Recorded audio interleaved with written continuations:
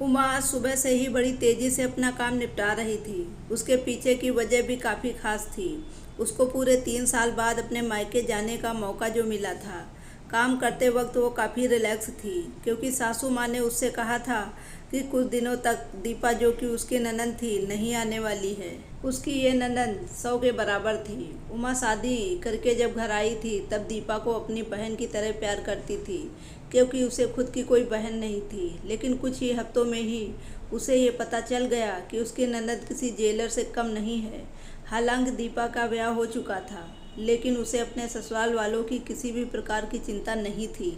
उसका जब जी करता था वो अपने मायके चली आती और मायके वालों पर अपना हुक्म चलाती, खासकर अपनी भाभी पर। वही डिसाइड करती थी वहाँ पर क्या खाना पकेगा, कोई घूमने जाएगा कि नहीं, या जाएगा तो कहाँ जाएगा।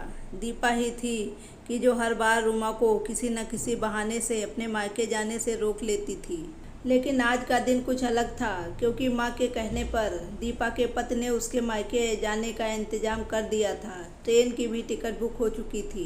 सारा काम खत्म करने के बाद उमा अपने पति के साथ अपना सामान लेकर घर के बाहर निकली ही थी कि सामने से दीपा आती हुई दिखाई दी। दीपा, जिसके मुख पर बड़ी सी स्माइल और आंखों में चमक थी, वहीं दूसरी तरफ उमा की आंखों में उसको देखकर पानी आ गया था, जो बस आंसू के रूप में छलकना बाकी था। भैया भाभी के पास आकर दीपा ने कहा, क्यों भैया, कहाँ चले अपनी पत्नी के साथ सैर सपाटा करने के लिए? अपनी बहन को भूल गए क्या? दीपक ने कहा, कहीं सैर सपाटा करने नहीं, तुम्हारी भाभी को मायके छोड़ने जा रहा हूँ। अच्छा, मैं आई और भाभी जाएगी? क्या आपकी पत्नी को मेरा आना पसंद नहीं? दीपा ने भाभी को टंट मारते हुए कहा। मन में उदासी और आंखों में नमी लिए उमा पलट कर घर के अंदर जाने लगी, क्योंकि उसने मान लिया था कि इस बार भी दीपा की वजह से उसके मायके जाना कैंसिल हो जाएगा। लेकिन तभी सामने से उसकी सास आई और बोली, तुम दोनों अभी तक रेलवे स्टेशन नहीं गए क्या? गाड़ी के पीछे दौड़ते हुए जाओगे? दीपा बीच में टपकते हुए बोली, ये क्या कह रही हो माँ? मैं आई हूँ और आप भाभी को मायके भेज रही हो? क्या अब आपको मैं खटकने लगी हूँ? माँ ने दीपा को डांटते हुए कहा, तेरा क्या है बेटा, तेरे लिए ये मायका थोड़ी ही है, ये तो तेरे लिए एक प्रवास स्थल है, जहाँ तू जब जी चाहे, जब अपने ससुराल में बोरियत महसूस करे, आ जाती है। लेकिन वो बेचारी तो ऐसा नहीं करती, बल्कि वो तो जब जाना चाहिए तब भी अपने मायके नहीं जाती। इसलिए उसका अभी मायके जाना बहुत ज़रूरी है। मैं तेरे या मेरे या किसी और की वजह से उसका इस बार मायके जाना बिल्कुल रद्द नहीं होने दूंगी।